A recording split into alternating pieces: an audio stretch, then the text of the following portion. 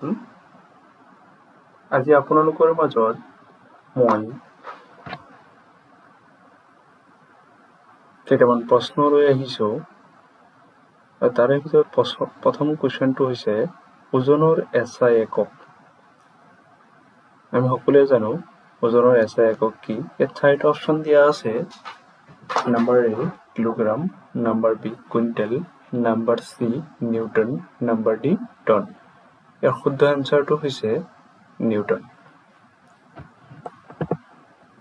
দ্বিতীয় number question, উষ্ণতা জোখা যন্ত্ৰটোৰ নাম কি?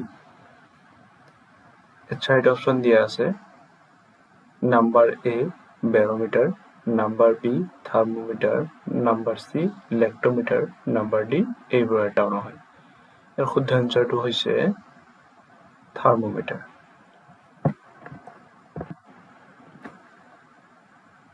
তেজৰ পনীয়া অংশক কোৱা হয়, 3 নম্বৰ কুৱেশ্যন, তেজৰ পনীয়া অংশক কোৱা হয়।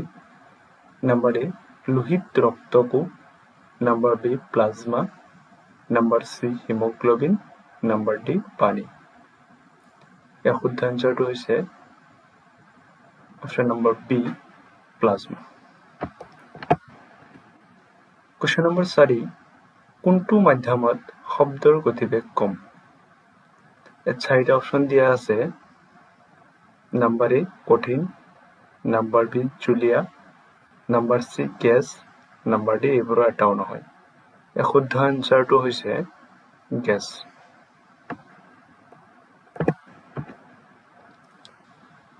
কুৱেশ্যন নম্বৰ 5, বলৰ সংজ্ঞা পোৱা যায়। ইয়াত 4টা অপশ্যন দিয়া আছে। নাম্বাৰ A নিউটনৰ প্ৰথম সূত্ৰৰ পৰা, নাম্বাৰ B নিউটনৰ দ্বিতীয় সূত্ৰৰ পৰা, নাম্বাৰ C নিউটনৰ তৃতীয় সূত্ৰৰ পৰা, নাম্বাৰ D এইবোৰ এটাও নহয়। ইয়াৰ শুদ্ধ এনচাৰটো হৈছে নাম্বাৰ A নিউটনৰ প্ৰথম সূত্ৰৰ পৰা।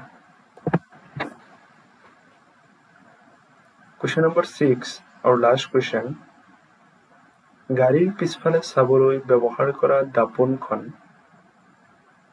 কি? 4টা অপশ্যন দিয়া আছে।